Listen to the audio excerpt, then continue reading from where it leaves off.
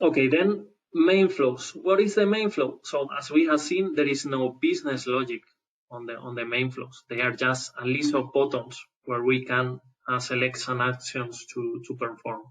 So all the business logic is contained here on the subflow.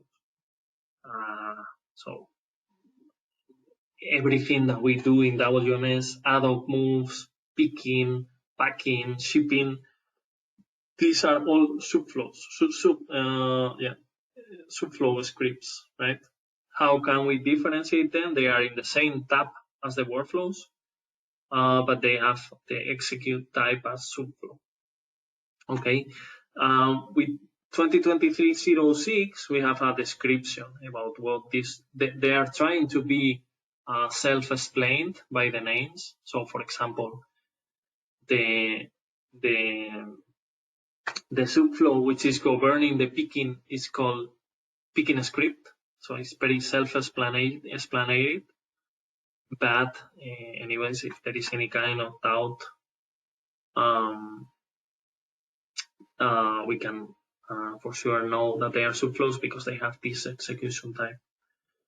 Of course, these are the ones which are basically modifying the behavior of the mobile client. And reasons that we may have to modify subflows: to eliminate buttons, as we have seen in the main flow, but also to modify some specific step of the business flow. In this example is related to production. So we are doing goods receipt of finished goods in production.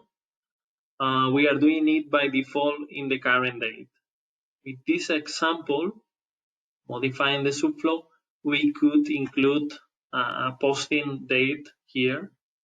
So we could change the posting date. Totally today, but it could be any other day. But again, this is not recommended and will incur in all these issues that we have seen before early in the presentation. So the direction that we are taking in the product is other one, and now if we are not recommending these ways to do,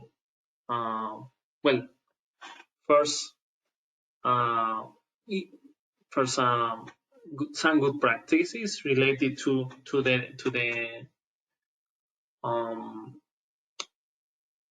the cases where you already have modified main flows and subflows. So one of the conflicts, of course, can be that any new bug fix or any new release can have a conflict with your custom main and subflows. So what are the recommendations in case that you don't have any other way than customizing main flows and subflows? Our recommendation is create a document explaining the change that you have done in the flow. And then in case that you have any issue, test with the standard main or subflow just to see if it's related to the customization of the flow. And then, of course, in case that is caused by this customization, we may need to redesign the customization, right?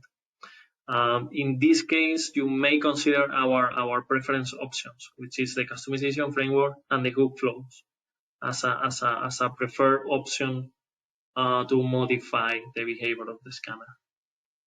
Only in case that we cannot achieve the requirement with the customization framework or the hook flow, we will need a new custom flow for this specific functionality.